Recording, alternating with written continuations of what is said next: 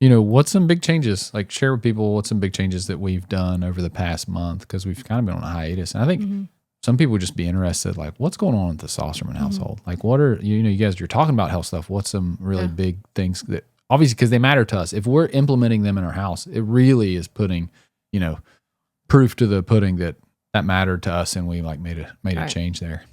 One of the biggest things has been screens. Yeah.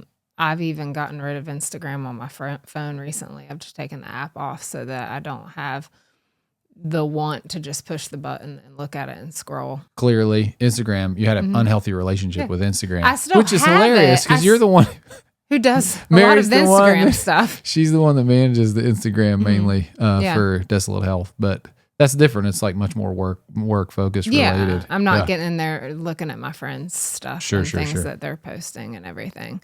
But it's been super beneficial to me because I feel like it can be a huge distraction from what you're doing in life. Sure. I mean, you have a few seconds and then all of a sudden you're just scrolling again, and then it's 30 minutes later and you're like, what did I just do? Hate it. All right. So really quick, to make some points about what Mary is talking about, there is a tremendous amount and growing body of evidence that literally our cell phones, even being in our presence, is actually a distraction. There is this idea that we have a maximum cognitive load, or this capacity to be able to do work with our minds with precision and speed and focus, and that whenever you add a cell phone in, because of our relation, it's ultimately borne out probably because of our relationship, and the data points towards this as well, that if you just put the mere suggestion of a phone in front of you, so the phone is off, it's not chirping, not tweeting, not buzzing, you're not interacting with it, but just the phone just being present, it literally deteriorates your capacity to work with speed, precision, and accuracy, which are all needed for higher level cognitive tasks, like if you're doing schoolwork or homework or whatever the task is, provided it's not something simple like chewing gum or walking. The other factor that people need to realize is that the more time that you spend with your phone or on your phone, it seems that, or it ultimately bends down to if you're have a sort of a dependency state with your smartphone. It seems that the more dependent that you are on that smartphone, that means you have all these behavioral signs that are sort of similar on the same wavelength of addiction, where you're just pulling your phone out, you got to flip it, you got to look at it, you keep checking it for Lord knows what reason. But it seems like there's this correlatory with the amount of time and energy that you're spending on your phone, the more capacity or power it has to distract you, even whenever it is not actually on or buzzing or you're doing anything with it. So the big practical take homes and why we made these changes in our house, or what she's getting at, or we'll get to some of the changes that we made, is the realization, and this is all most of us know this intuitively, but there is a value of getting the phone, not even just turning it off or putting it on silent, but literally removing it from any capacity to see, touch, hear anything, so that its presence does not even exist around you, because it deteriorates your capacity to sort of perform work. It's a distraction. I think that's what she's getting at, so that everybody knows it's so bad. So that's been one thing, but also screens with our kids. I mean, we see the effects of what screens do, especially to our boys. I don't know what it is about the male brain, but games, iPads, TV, it affects boys differently than girls. Like, I feel like our girls can watch or they can game and they can cut themselves off. They can say, I've had enough of this. I think this is going to make me feel bad. I'm going to go play. Or I'm going to go do something else. I'm going to read or whatever it is. But boys, it's like they don't have that switch to even know when to turn it off. And then when you do turn it off, the way that they react is... It's the dopamine deficit. So just to be clear, boys are not necessarily in all circumstances disproportionately affected by screen technology, or just technology in general. This is looked at, and there's actually many things that so to speak, the boys would do worse than the girls. There's plenty of things where the girls also would do worse than the boys. One study in particular where they looked at girls and boys, and it was, I believe, social media, though it could have been just simply smartphone use. But it seemed that the boys required to sort of develop the negative feelings are like to have a certain level of depression, it required twice the amount of hours spent on the screen for the male gender as opposed to the females. They seem to do much worse or get sort of in a negative state or depressed after a few hours, where it took twice as long for the boys to do so. So it's not necessarily gender specific, but in this case, what I think Mary is talking about is we're talking about some sort of interactive gaming sort of scenario with an iPad or TV or video game of some sorts. And it's this dopamine rich activity that over time, you sort of slowly kind of burn out, so to speak. You've sort of exhausted your dopamine, and the game or the thing no longer is bringing the pleasure. It seems like the girls are very quick to recognize that, or they're just naturally, kind of like, man, I'm done with it now. It's no longer sort of bringing that satisfaction. They're able to just walk away. They just want to go outside and play or do something else, where it seems that the boys do have this tendency, or at least ours do, have this tendency to drive further into this, dopamine deficit state, where they really then after you shut the game off, shut the TV or the whatever, they're just grouch pots and really sort of miserable. I'm sure if you have children, or even in yourself, if you've sort of engaged in, some sort of major screen time, it's like this after state where you're kind of like, blah.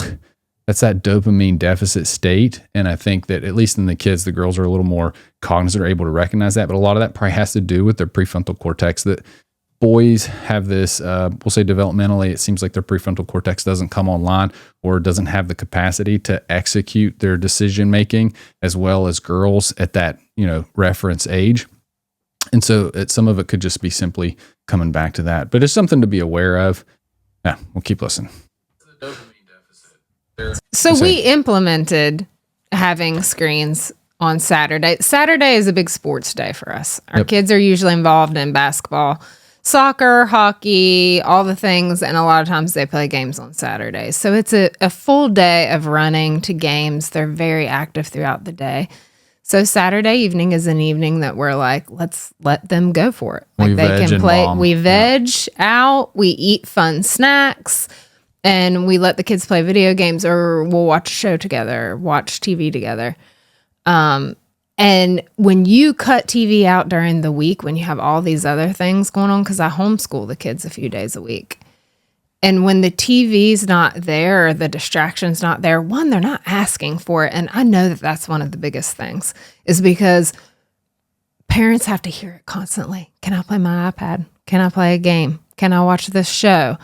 And if your kids know what the expectations are, and we know as a family, we're doing this Saturday night, and that's the time that we're going to be doing it, then they're not asking all the time to be playing, which is... All right. So real quick, I think this goes back to the first point I was making about the distractibility of that device being present. The fact that your kid, or in this case, our kids, are then asking about it on a routine basis, that shows this sort of, you could say love or somewhat dependency of they're in need, or they're wanting that dopamine rich activity or thing. But it's kind of like, if that phone is there, it's the distraction because it's there, and you potentially could, pick up your phone or look at that message. But in this sort of scenario, it's it's sort of like distancing the child from the actual thing, so that they know it just doesn't exist. Like there is going to be no screens or TVs or iPads or games or any of those things. They just know it's on Saturday at this time. And so there's literally, they don't even have to think or worry about asking about it because they already know the answer. It's kind of like removing all those things. And, metaphorically, if, the through the week is like our desk in front of us, we put it outside the room over in the next room over, that's Saturday. Saturday is the room where we go into that room on Saturday and we go do the thing. But then after after Saturday, it's, back to the grind, and we sort of stay focused. Which is super beneficial because it gets old when they're asking all of the time. Sure. Their mood changes. Yeah. Their behavior changes. I mean, this is the tough thing. Everybody knows this. I feel like you have it's not new information. You have to be disciplined, and you have to actually execute on this. Like, you just have to do it. I mean, it's set so funny. Boundaries. There needs to be some boundaries. I feel like we had it set to where it was the Saturdays, and we were in a pretty good rhythm, but I felt like post, like maybe Christmas, Like, I feel like we kind of got a little lax Yeah, on Christmas break. Christmas break, and then we kind of got lax thereafter, where we needed to get back to the school year, back to work, and I feel like we let it go too long, and and then it hits critical mass. Like, people are not doing what they're supposed to do, or they're just being, you feel bad because they're in a bad state, and it's not because of any other reason other than literally because of the electronics and the effects that they have on their brain. That's simple. You remove them, it's a different person. Life is good. You bring them back, and it's kind of like always, because it brings you joy to, they have fun. I have fun doing some of that stuff. Like, it's fun. Like, you sit and watch TV, but it has a different effect, more so on the kids, or maybe they just can't regulate after the effect that it has to be able to regulate it. I just recently read a book. I would encourage anybody to read it by Jonathan Haidt.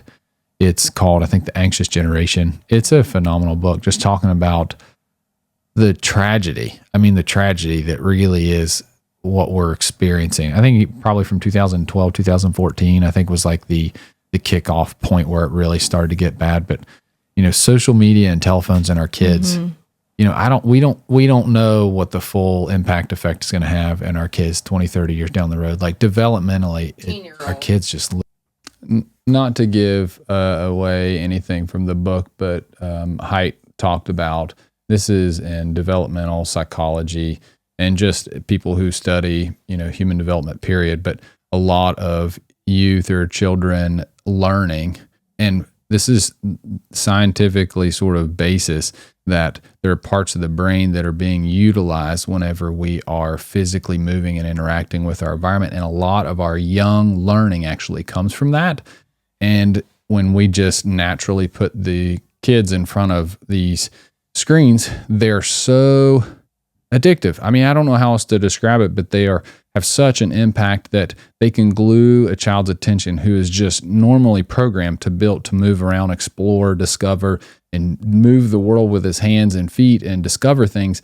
And they get locked into their screen. And so that is time lost that they could have been sort of becoming more equipped and understanding of their body and learning things about physics, just simply picking a ball up, dropping a ball, watching the ball bounce, seeing how it bounces, how it maneuvers from one hand to the other. All these things are really important for our development and our health. And, a big crux of the book just talks about, we don't really fully know, I think, the impact that the future generation is going to have because of this wave of attention that's been drawn into screen technology. Staring at a screen. I mean, we have a 13-year-old who could absolutely have a phone right now, because there are so many kids that are 13 that have a phone right now. And I'm not saying that it's bad to have a phone. Jonathan Haidt says they can have a flip phone. He says no smartphones till after. That's just his opinion, but he says 14. Think about the fact how hard it is for us to regulate using our phones, and how things creep in and how addicting it can be as an adult. Think of the brain of a child or somebody that's in middle school. It's not fair. Think of all the things that kids are going through in middle school. Think of when you were in middle school and all the things that you had to think about. That's the time when you're becoming more self-aware of who you are. And then you're looking at social media and comparing yourself to other people. And it's a bad road to go down. This is not the purview of this discussion. Well, I'm not necessarily the expert by any means. Read the book by Jonathan Haidt. I think it's a fantastic eye-opener. It's a lot of stuff that you already sort of intuitively know, and he's just putting verbiage on it.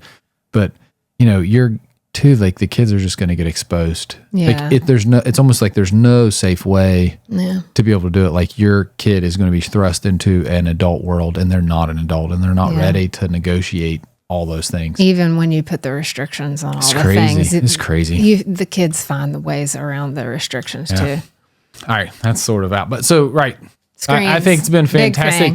But going to health, I think I've seen without question, sleep, our kids are dramatically affected sleep. Like, they have crappy night's sleep post the screen. If we let screens drift too long into the evening and get closer to bedtime, like, they need, essentially, we're going to allow them to, it's toxic. It's kind of like having a few drinks of alcohol almost. Yeah. Do you know what I mean? Like, they have to detox for a few hours before they go to bed. Otherwise, I can definitely tell they'll be more tired and grumpy and crud heads the next day. And other factors that tell me the kids aren't sleeping as good.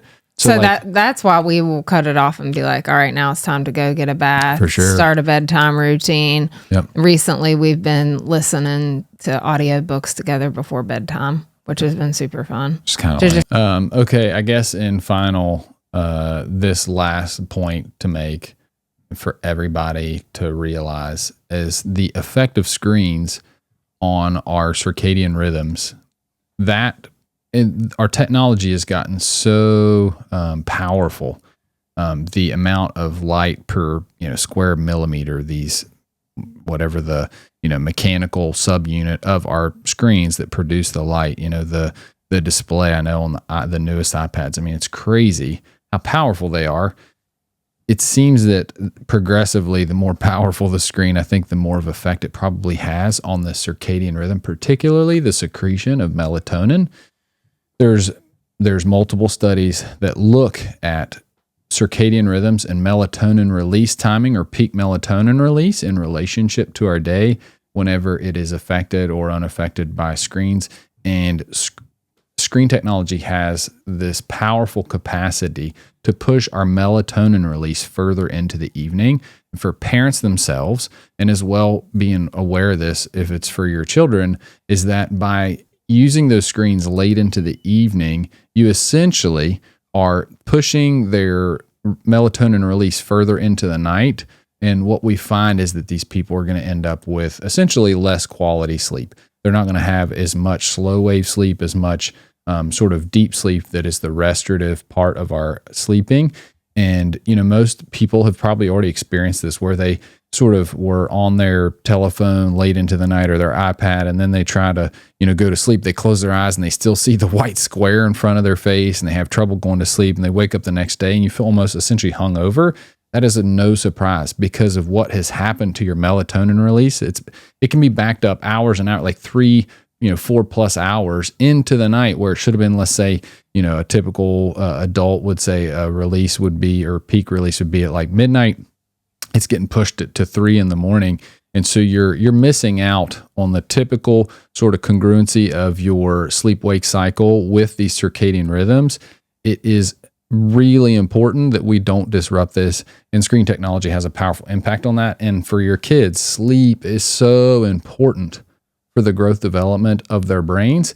We need to be vigilant on them, for yourself as well, especially if you have little ones. And so, if you have a day or a time for screen use, really need to have that cut off.